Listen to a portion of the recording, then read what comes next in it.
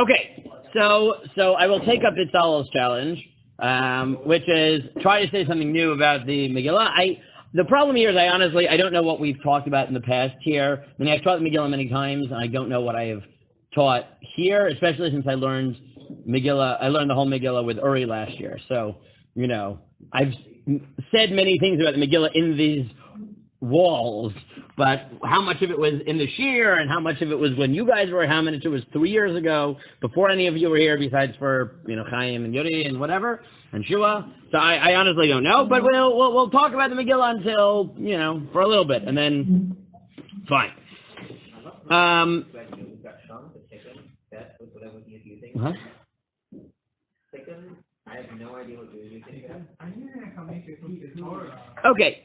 So, but we'll highlight different themes in the Megillah, and we'll see. We'll see. I don't have a particular plan of which ideas I want to cover, but look, the benefit of the Megillah is a book we all know very well.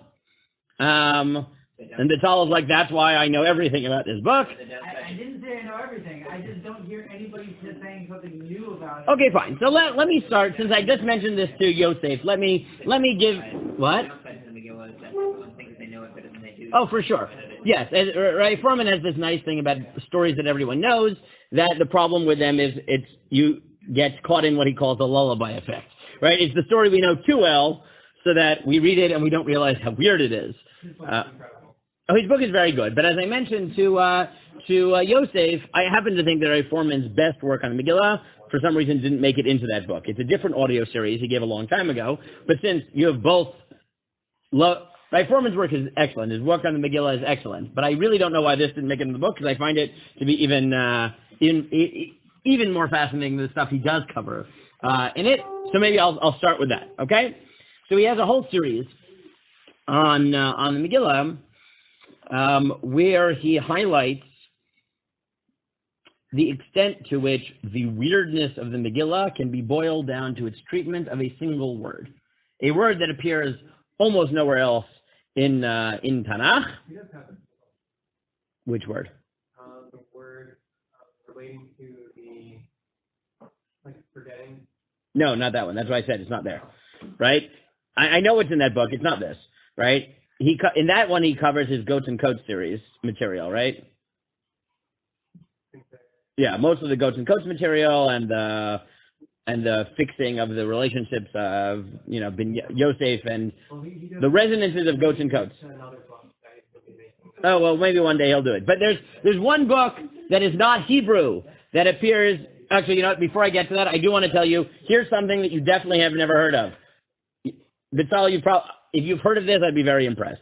Right? Korobkin posted it last night. He posted it 3 years ago, and I was still in Toronto, and he posted it last night. But I'll start with this. It's a short idea, but if you've heard it, I'll be very impressed with your Bekias. Rav Sajagon asks, why does God's name never appear in the Megillah? What is Rav Sajagon's answer, Bezalel, since you know everything about the Megillah? Again, I know the ideas that everyone says. Good.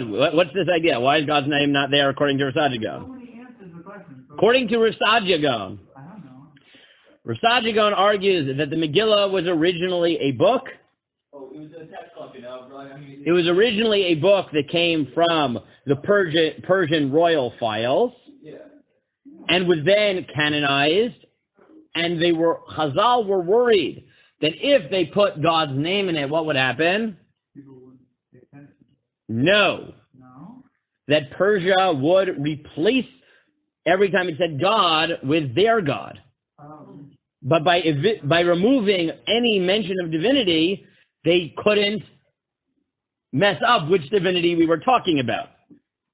See, you didn't hear it. There. Good. I got something you did. I've heard the fact that it's No, for sure, but the Rav Sajagon adds this, and he says, and that's why God's name is it. Now, the truth is that we do that in reverse to Persia, right? We messed with Persia that way in a very celebrated passage in the beginning of a book that maybe some of you have read. In what book do we take a Persian text which mentions another God and replace their God with our God? Look at this. I'm going to get two things in you don't know. Amazing. Right? What book do we do this in? Not Daniel. Close, but no cigar. Not Eov. Ezra. The book of Ezra opens up with Hatzarat Koresh, with Cyrus's declaration, and it says, Cyrus the Great says, why did he let the Jews go back to Eretz Yisrael to build the Beit HaMikdash? Because who told him? God. God, Yud, and a Hey, and a Vav, and a Hey. Elamai. It's true. Cyrus actually did think that the reason he told the Jews to go back to Jerusalem was because God had told him. In fact, we even have the document that says this from Cyrus, from the time of Cyrus, except it doesn't say God in it. Everything that it says in Tanakh, it says there, except it says that I was commanded by Marduk, the god, the Persian god of the heavens, yes, chief god, to let people return to their countries and rebuild their temples, and that's why I did it. That's what it says in Hatzarat Koresh. Basically identical to what it says in Ezra, except we do the opposite. He thought it was Marduk who inspired him, and we say, no, it was God who inspired him. Okay. I've never heard that, but it's not a Purim idea, I guess. Oh, well, there... Well, it's related to. Oh, good. How is it related to a Purim idea? Yosef knows why it's related to a Purim idea? I was just gonna say because it was Daniel. Well, no, there's a better reason why it's connected. I mean, because the whole idea. No, because Mordechai is an assimilated name, which probably comes from Marduk. Oh my. I mean, I was gonna bring up the whole question. Just like Esther comes from Ishtar. No, Ishtar is the goddess of what? The goddess of beauty. Yeah, it's the goddess of. It's like Venus. Yeah. Yes, because that is their assimilated names. You know, their actual names, Hadassah, right? As it tells you, but their names, it has been claimed, maybe very assimilated names. It would be like calling a Jew Chris, except there it was Marduk, Mordechai, and Ishtar, which is Esther, right? Yeah, that's what. I have no. I mean, Chazal have speculations. Rabbi, can I call myself? It won't happen. No. It's not a good idea. Anyways, fine. So good. So now we've told you a few things you didn't know about the Megillah. But Ray Foreman's my favorite series of Ray Foreman highlights a different point.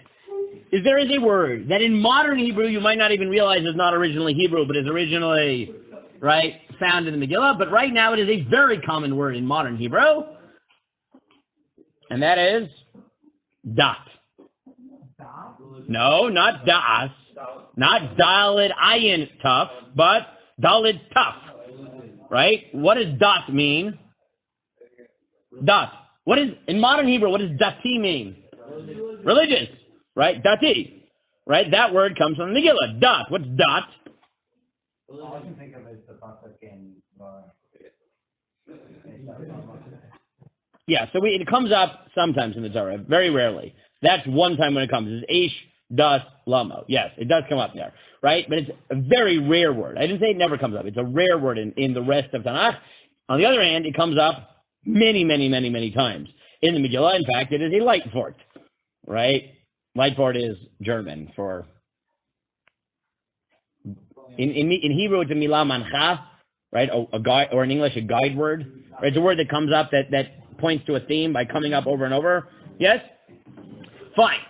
So, dot. Dot comes up a lot. Give me some examples of where dot comes up. In Esther, yes. Yes, it comes up elsewhere in Tanakh, very rarely. Once in Chumash, yes. Eish dot lamo. Oh. It's talking to around the page. Good. So, it comes up, let's talk about how many times it comes up. It comes up,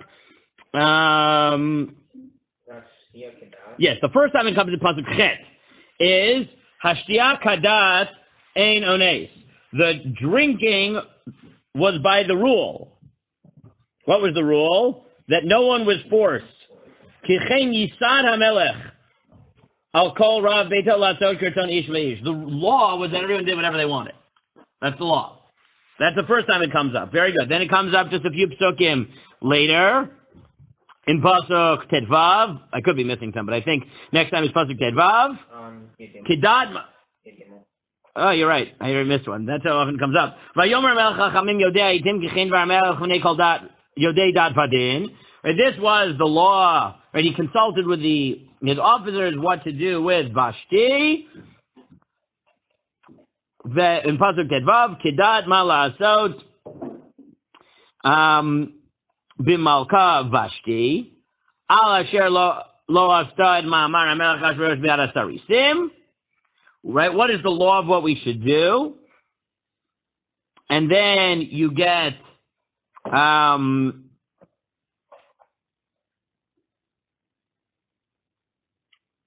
it several times in Haman's critique of the Jews.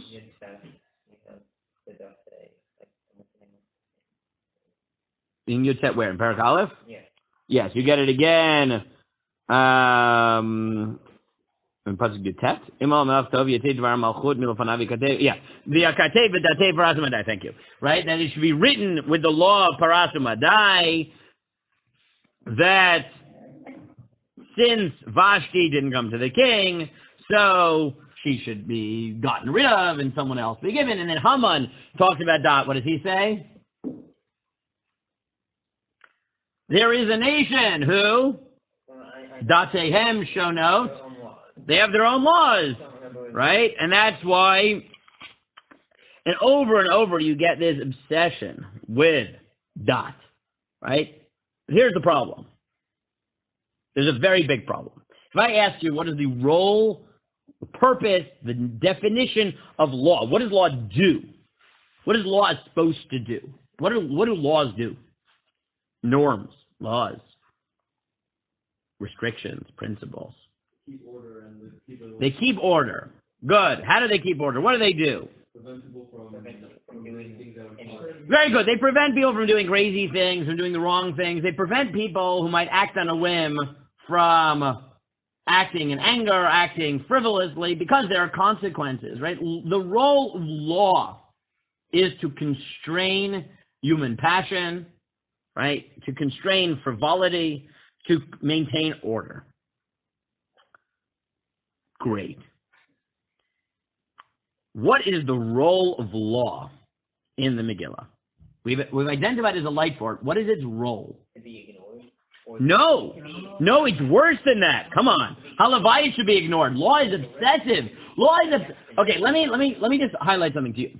Law in Persia, they are obsessed with law. It's not ignored. The exact opposite. How do I know it's not ignored? How do I know that law is an obsession in Persia? Obsession. because Achashverosh couldn't do redaction. Very good. Because at the end of the book, you find out that law is such an obsession that Achashverosh said, once it's law, even the king himself cannot overturn it. Right? He can't do it. So Esther has to come up with the only other plan she has, which is to set a contradictory law. That you can do. You can have a contradictory law. You have two opposite laws on the books. That you can do.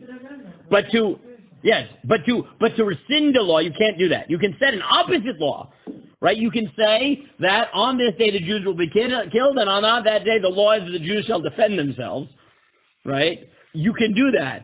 But you cannot override law. Nobody can. And we know that in at least according to Tanakh, this is not only true in the time of Achashverosh. It's true in other cases in Persia. Oh, by it doesn't look on it. Okay, it doesn't want to live. Thank you. Right. In the preceding government, it's true also because when Daniel is beloved by the king, he doesn't want to throw him into the lion's den, but he has no choice because he was tricked into sentencing him to death by lions, right? And then he goes and sentences. And it's not only that. It's not only that we know. This is not the next point is not from a foreman, but we know that law is obsessive in Persia, and historically we know this true as well. Why is law so important in Persia? There's a reason why law is so important in Persia. Thank you. Very good. Because it's big. Because it's really big. Because it's the first mega empire. It's the first mega empire. And in empires, it's in a small little kingdom, the king's word can be law, but you don't need like formalized law in the same way because the king can, or at least the officers that he trusts, can be on top of things. In Persia, that's not the case.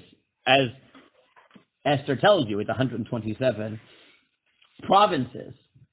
If you want people to be loyal to you, you have to have a way of making sure they're loyal without the king being able to be involved. How do you do that? A strong legal system. And therefore, there's something else that becomes very important, which is closely related to this in Esther that we don't see anywhere else in earlier parts of Tanakh, is that who are the most important officers of the king? Not the lawmakers. Wrong. No, the king makes the law. Who is the most important? Not the advisors. That we see. What? No, not them. The runners. The runners who run the law out to the other kingdoms. Right? Elsewhere in Tanakh, we have kings who make laws. We have advisors. Right? But we do not have an obsession with the people who run the king's messages out to the provinces. Here, in Esther, we have an obsession with them. In fact, we use all these words that nobody knows what they mean. Right? We have absolutely no idea. Yeah, all those words that nobody knows what they mean. Not in Hebrew, not in English. Right? I kind of guessed that it was just like the English word that they use. Right? But we have this. Right? There's this obsession with these runners who send out law in the proper language for each country. Right? These Sofrim, and then the Ashtar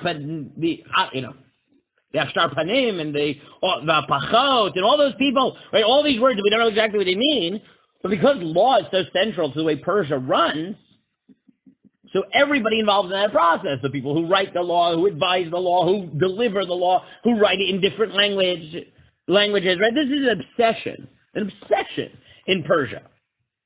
Right? That's what keeps it together. Right? By the way, it's important to understand the theological implications of there being an empire like this. This I probably mentioned to you before, but what phrase do we use about God that is a little bit of a weird phrase, but almost definitely emerges from the age of empires? How do we refer to God? Yeah, let me make this clear. In English, there's a phrase we use for God called Melech Malchei Amlachim. How do people translate it in English? Because it's wrong. King of Kings. That's absolutely wrong. No, it's king of kings over kings. It's King of Kings. Yeah. Yeah, what the heck does King of Kings mean? No, it's not Malchei. It just means like empire is the king of kings. Right? No, in English it would be translated the King of Emperors. Yeah. Or the Emperor of Emperors. Right? Malchei Amlachim is an emperor, is a king over kings. So Melech Malchei Amlachim is the king over the emperors. Right? Because once you have Nebuchadnezzar and once you have Achashverosh, who aren't kings, they're emperors. So to highlight God's greatness, he can't be a king, he can't be a king of kings. He has to be the king of kings, i.e., the king of emperors. Right? Right? This phrase comes in vogue post this. Right? This is something Ray Clapper pointed out to me once. Right? That Melech Malchei Amlachim is not king of kings, it's king of emperors. Right? And that makes sense when you're dealing with the beginning of the age of empires. When you're dealing with kings who rule over other kings. Correct. When you talk about kings who rule over kings, so then God is the king of kings. Right? Or the king of emperors. Fine. So law is really important. We understand why this is a central theme. There's a problem, though. As we said, the role of law is to constrain human passion. What is the role of law in Esther? Whatever the king wants. Oh, yeah. Very good. In Esther, the role of law is not just the king. The role of law is to codify caprice. Yes, right. Let us pay attention to the laws in our book. First law in the book is, I want to read you this law, and then, again, the lullaby effect has set in, so you're not even surprised. But now let me read you this pasuk again, and you tell me if this makes any sense. Vashtiah chadat ein ones. The drinking was according to the law. What was the law? that there was no coercion, because the king had established into law al kol rav beito, on everyone, that the law was la'asot kirson ish v'ish, that people do whatever they want. The first time we are introduced to law in the Megillah is the law is you do whatever you want. Okay? In a sane society, that's where, what do? We don't set up a law. Right? If the law, I mean, sure, in a normal, sane society, if you invite someone to a party, you don't need a law on the books that says you cannot coerce them to drink. You just say, enjoy the food, enjoy the drink. But they had this thing where if you invited somebody to a party and you gave them a certain amount of wine, they had to drink all of it, and they had to pay. You can give whatever background you want to this. You can come up with whatever you want. The fact is that that law. Law to go ahead and say, yeah, but you understand how it's weird. The first time we're introduced to law in the Megillah is a law which codifies that people do whatever they want, and you cannot, under no circumstances, shall you not let people do whatever they want. That is the law, right? That is the law. First law we get. Second law. What's the second law? Vashti. Yes, Vashti. So now I want to analyze this here. Okay, the king is angry at his wife. He wants to punish her. This is a moment of anger, a moment of passion, a moment where he's out of control. Okay? In a normal society, what should the role of law be? Make him wait till he's like... To constrain that moment of passion. But here, not only do we say the law is the king can do whatever he wants, we have this wonderful, unbelievably subversive moment where... What is the brilliant suggestion of Mimuchan? No, don't kill her. No, please. Set a retroactive law, right? Set a retroactive law that what? That men should be the keepers of the household. Right? So he says, first of all, set a law that Vashti should be gotten rid of, and the better person take care of her, right? So he pretends that this is not a whim. It becomes law, right? And we create a retroactive law that... He's trying to find precedent to kill her, so he's like, oh, the law is super crazy around here. So nobody will. But you understand, right? The law isn't constraining him. What is the law doing? It's acting as a cover for his caprice, right? He can do whatever he wants, as long as you pretend that it's all justified in the name of law. So suddenly you realize there's a pattern that is emerging here, right? There's a slight, that law is very important, which might make you think that, Persia is very orderly and everyone is under control and people are reasonable. Instead, law is a cover to do whatever you want, or in fact, mandates that you do whatever you want, right? There's this very vinafochu, as it were, right, theme going on here, where law does the exact opposite of what it's supposed to do, right? It covers for people's caprice rather than actually reining them in.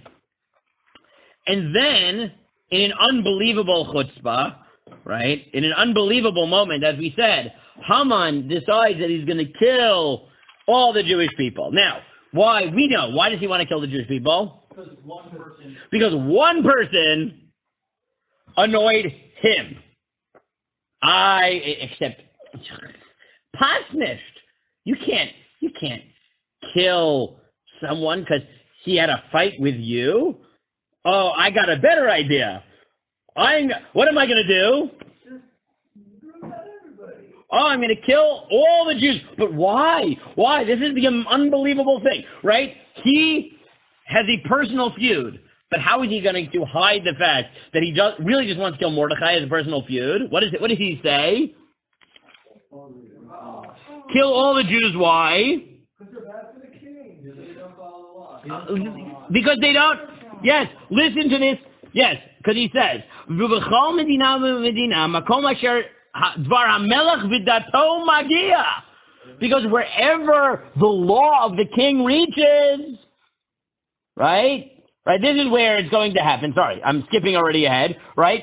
But the law goes wherever the law of the king goes. Why? What did he say? Because he says, "Vayomer Alaman lamelech Achashverosh, yeshno am echad mifuzar u'mifarad bein ha'amim b'chol medinot malchutecha, v'datehem shonot v'kolam v'datei hamelech einam osim." The problem is they don't keep your laws. They have different laws. Now this is amazing, considering the laws we know. I mean, what does that mean? That they have constraints on how much people drink? I mean, what exactly does this mean? Right? Meaning, right? That's so far we know of two laws that that the king has, right? One is that you have to be allowed to drink whatever you want, right? And the other is that, right, the law is that the king can take revenge against his wife. So what exactly does this mean, that they have different laws? I mean, they actually have laws? They have norms, right? Meaning, what does this mean? This is the chutzpah. And he uses this as a cover. You have this this lawless people, which is his excuse for covering his own personal vendetta. It's upsetting that we have moral laws as opposed to civil laws. Yeah, I don't even know, right? You don't even, who knows what's going on, right? Right? And of course, right, the Gzera goes out to all the places where the law of the king is, of course, because these are the people who are against the law. So the decree will go wherever the law is. So you discover that there's this very bizarre thing going on in Persia. That law, on the one hand, is like the god, right? Everything, no one can ever go against the law. And again, right, obviously we see that at the end of the book, where she says, "Don't let them kill my people," and he says, "Nothing I can do, it's the law," right? Meaning, right, it's crazy. They worship the law to let them do totally horrible things, right? And then when they want to do horrible things, they make up a law, right? So there's a veneer of order, which is just hiding capriciousness, right? This is Persia in a nutshell, right? Everything is about law, but nothing is lawless, right? Everything is lawless. Nothing is ordered. Nothing is organized. There is no self-control. There's nothing, right? And in fact, if you want evidence of this, right before Haman says, "I want to kill all the people who have different laws," how does he decide how he's going to kill them? With a go roll. He literally rolls the dice, right? Meaning, this is, right, this person who's complaining that other people are disordered is taking a personal vendetta and highlighting that it's complete chaos by rolling the dice, right? This is Persia in a nutshell. You look at Persia, it is a satire of a satire. I mean, it's insane, right? There you go.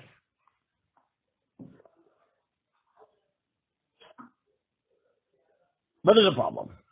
So if that's the case, if this is Persia, you would expect that the Jews would have a different theology, right? Would have a different vision of the world, right? Meaning, isn't that what the Megillah tells us? We are Dateim Shonot, right? So this is like the way Persia works. Then presumably the Jews act differently. Okay, good. So someone want to tell me, this is the Persian way that the world works. Someone want to tell me, what is the Jewish vision of how the world works, right? How have you always been told, what is the message of the Megillah? What do Jews believe? God runs the show. Great, that's what we've always been told. There is no, I was at, a few years ago, it was Shabbat Zachor, and I was in Petach Tikva for Shabbat, for my sister's Shabbat Sheva Brachot. Okay, it was right after my sister got married. And because it was Shabbat Zachar and whatever, people were giving Divrei Torah. And someone said this: what we learn from the Megillah, there are no coincidences in life, right? So then, different families have different minhagim about how long you have Divrei Torah. So in my brother-in-law's family, they like a lot of Divrei Torah. I mean, that's it. What? Isn't your brother-in-law also like a medical system? No, not that brother-in-law. That's that's Ura's sister's husband. Okay. No. My brother-in-law's family, they like a lot of Divrei Torah and long Divrei Torah. Like that's their family likes long, right? Like they like their seder to go till 3 a.m, right? That type of, right? My seder ends at like 11 o'clock at night, right? Like I am, right? Like my seder, there's a mitzvah to teach my kids. My kids are tired. We move quickly. If we're going to say things, they're short. They're to the point. We move on, right? Like I don't do long, right? It's not my, so they asked me, do you want to give a Divrei Torah? And I was like, look, my personal belief is there should not be multiple Divrei Torah, or not more than 2 at any meal. Like I just can't, right? Like I don't think people actually listen. Maybe it's because I'm a rabbi and I have seen how much people actually pay attention, right? So we don't. But all the speech, but I was in a quandary because all the speeches were from his side because they like giving multiple. But so like, should I not represent my family, right? Or should I go against my principle because I would have been Dvar Torah number 4 for the night, right? So I asked my sister because it was her wedding, so whatever she said. And my sister said, here's the deal. I think mommy and daddy will like if we're represented. But I agree with you. I don't like. So you give a Dvar Torah in under 3 minutes. That was the compromise that we had. Okay? What? That's the rule of all That should be the rule with all Divrei Torah. Okay. When I first moved to Toronto, I think in my second Shabbos, someone came over to me and he said, there are 4 types of Divrei Torah. The best Divrei Torah are short and good. The second best Dvar Torah is short and not good. The third best Dvar Torah is long and good, and the worst is long and bad. Right? This is after my drasha, and he said, your Dvar Torah was in the first 2. And then he walked away. He's a wonderful person. He has an interesting sense of humor. So fine. So what did I say? So what they had said was there had been a long Dvar Torah about this point, which is the message of the Megillah is there is no coincidence. So I got up and in 2 minutes and 42 seconds, my sister timed it. My sister is very funny, and my sister is my sister has a good sense of humor. I probably mentioned my sister was in a stand-up troupe, right? My sister is like stand-up comedy. Like improv stand-up. Like my sister she's very funny and so my sister has a sense of humor, so she timed it. It was 2 minutes and 42 seconds. Right? That was what I promised, under 3 minutes, and it was. Right? So I said a shortened version, but I'll give you a little bit more than 2 minutes here on it. So Right, Foreman says, okay, what is the most critical moment in the Megillah where someone comes and gives his vision of the world? Oh, come on. Mordechai, in Perek Dalet, where he says to Esther, even if you don't... Very good. So now let's see. Everyone misremembers this, but now I want to actually analyze this with you. What does he say? Okay? So everyone thinks that the message of Mordechai's message is there is no coincidence, except he actually says the exact opposite. Because what does he say? So Rabbi Foreman has this very nice thing. Imagine that you are trying, I've said this to you before, but I will remind you again. Imagine you want to compel Esther to risk her life because she's violating the das, remember the law, that no one can go into the king unless he puts down his Shavit Azav.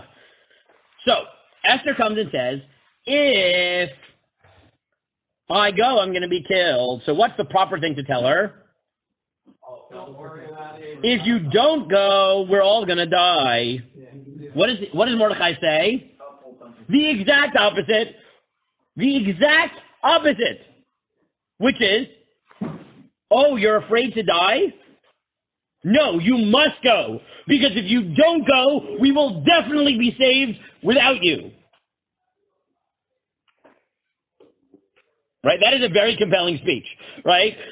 You're putting your life on the line for absolutely no reason, because it will definitely work out somehow. Somebody else. I have no idea how, but it'll work out. The point is, we will be saved, but not you. Yeah, that's what he says to her. He says, no, you should risk your life, because otherwise you will die, right? You will die, but we will be saved. How? I have no idea. I don't know. It'll happen somehow. Actually, it'll happen, right? That is like the least compelling speech that has ever happened. No, this is right? super compelling. You're right. I'm going to risk my life now so I don't die later. Yes, but why die later? Shit, he doesn't explain why. You will be lost.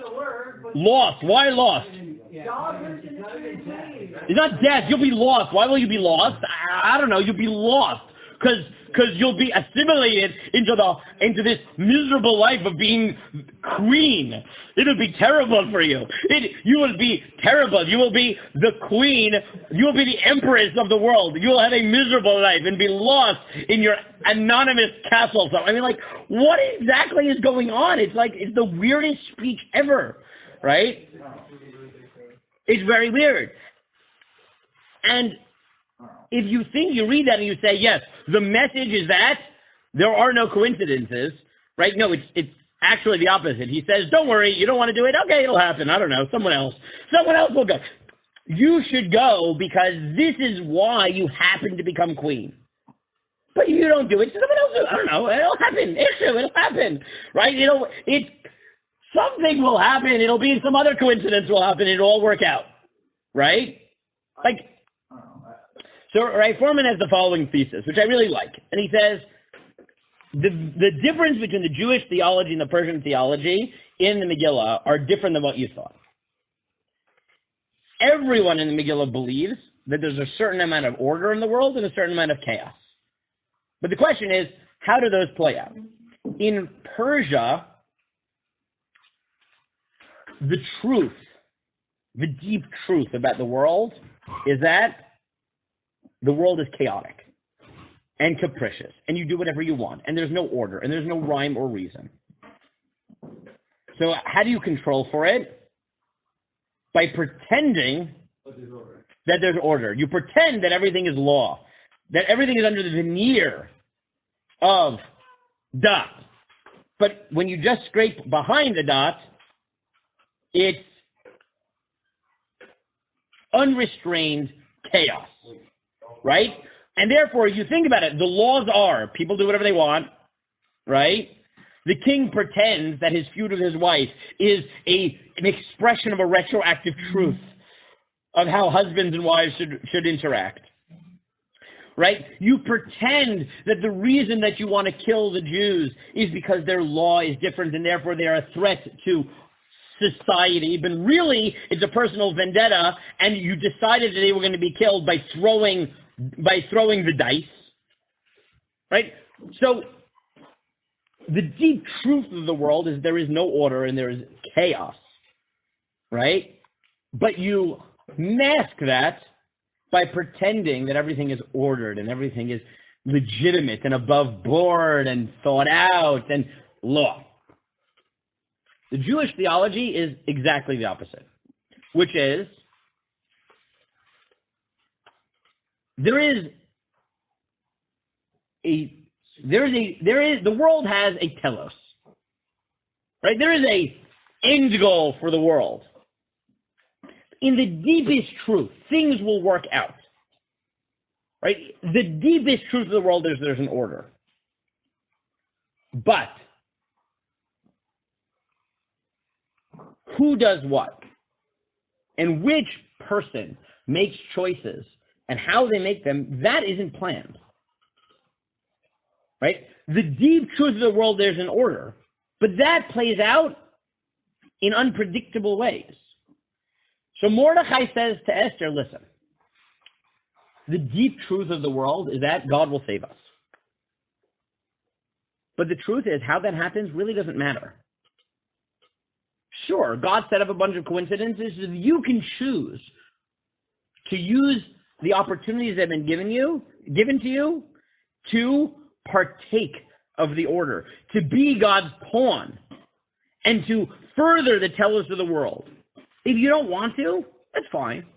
It's not our loss. We'll be saved somehow. You'll be lost. Right? You'll be lost because you won't have partaken in the furthering of the plan of the world, but you don't want to. So fine, something else will happen. I don't know what will happen. Who cares? Right? There's a deep belief that the world is aiming towards a certain telos, but how it happens is actually not planned. Right? It's not planned. It's accidental. It's subject to human choices, to human free will. And that makes the world chaotic. Very well done. What? Very well done. Yeah. But what I like about it, what he's saying is that it's not, is there coincidence in the world or not? Everyone agrees there is. Right? The question is the relative role. Right? In Persia, the deep belief about the world is that it's chaos. And therefore, people can do whatever they want. The only role to law and order is as a veneer, to make us pretend that what we're doing fits into a vision, a greater picture of what the world should do, so that I don't have to admit that I'm just being petty. Law is an excuse. Order is a mirage. But the Jewish vision, as Mordechai, is the exact opposite. No. The deep truth about the world is there's a telos, there's a goal. The world is aiming at something. But things aren't planned. You have free will. You can do what you want, right? But it's not planned. You're not doing this because there are coincidences, right? There are accidents. This could happen however it wants. But you don't use the order of the world, the truth that there's an order, doesn't let you hide behind it. In fact, it's machayev you. Because what it says is, God has a plan for the world. Either you choose to be part of it or not. God doesn't need you.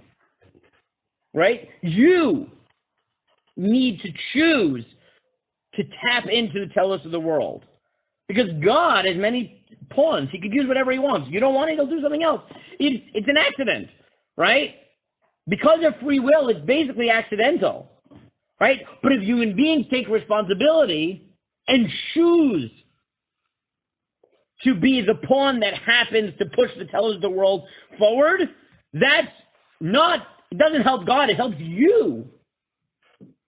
So in Persia, right, law, order,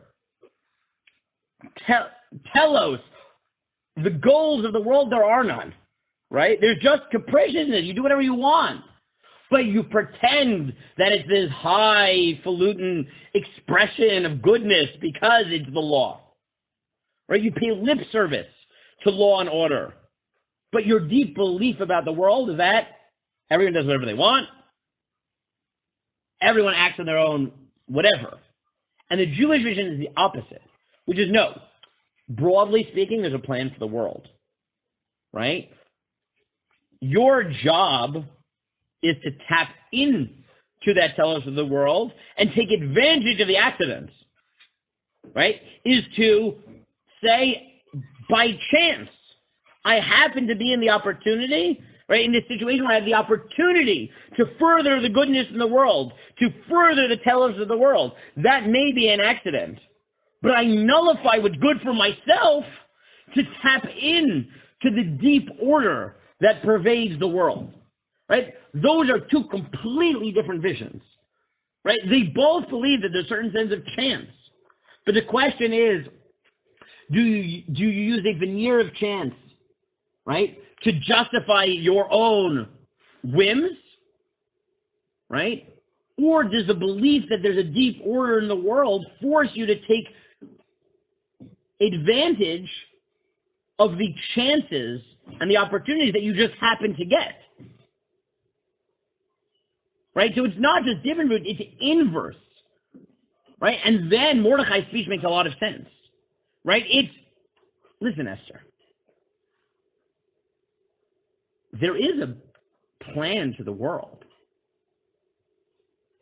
but I don't know how it's supposed to get there. That's complete. You roll the dice on how you're going to save us. If you happen to be given the opportunity by chance to save us, right? He doesn't even say, but think about what he says to her. He doesn't even say, this is, right? People misremember it. He doesn't say, this is why you became queen. What does he say? Who knows? Who knows? Maybe this is why you became queen. Right? Meaning he says, look, all I know is that there's a plan to the world. I don't even know if this is why you became queen, but it might be.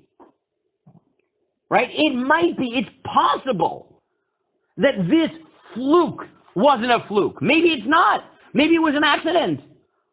Right? Esther, listen, I don't know. I don't know if this is God's plan, and I don't know if it's an accident. All I know is that right now, because of how the chips fell, you have the opportunity to further the ultimate goal of the world.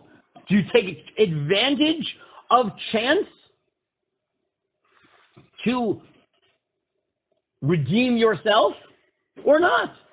You don't want to? Don't. You don't want to? Don't. I don't care. Do whatever you want. Right? It's not our loss, it's yours. Right? Are you going to say, you're going to put yourself first and say, this was just a coincidence and I don't have, right? I can do whatever I want. You want to be a good person, right? Do whatever you want. Go ahead. You want to further the ultimate goals of the world, even though you don't have to, and someone else will do it? Fine. But this is the difference, is that everyone agrees there's a degree of chance. And there's a degree of order and goals and, right, telos. But the question is, right, is the real rule that you see guiding the world chance? And therefore, law is just the way you protect yourself from criticism by saying, I'm just keeping the rules? Or do you say, no. I'm a minimalist. I believe that the world has a goal. That's about the extent to which I believe in order. Right? God has a plan. But because I believe in free will, things are messy. And there are coincidences. Right? There are chances. Right? The challenge in life is to take advantage of complete chance to be selfless rather than selfish. Right? And that's the theology that Mordechai says to Esther, which is it will work out. There's a deep order in this world. But I don't know. I'll be honest. I don't know if this is why you're here. I have no idea. Maybe it was an accident. Maybe there's no hashkacha on how you got here. Maybe you're just queen because you were beautiful. And maybe I don't know. Right? What I'm telling you is that there's order to the world, and you have an opportunity to use the hand that you've been dealt to become selfless, to tap into the vision for the world. You want to? Great. You don't want to? Also fine. Right? So it's a question of it's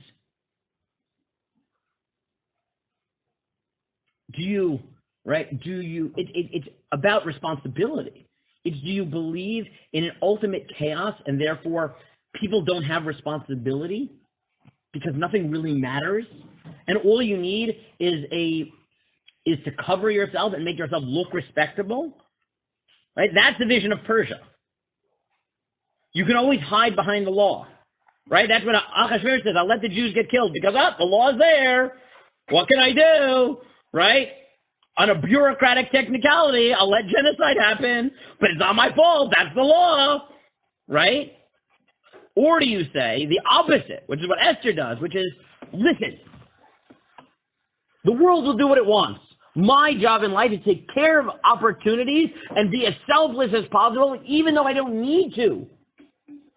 But the best thing you can do is to tap into the ultimate vision for the world, even if it's going to work out. Even if it's chaos, even if because God knows that the world has free will and therefore has chance, he'll figure it out whether you do it or not. But the question is, you take advantage of it. Right? Those are two radically different visions. Okay? Like I said, I happen to think that as good as his book is, the series he gives on this, I think, is even better. Right? Okay, fine. We'll end there.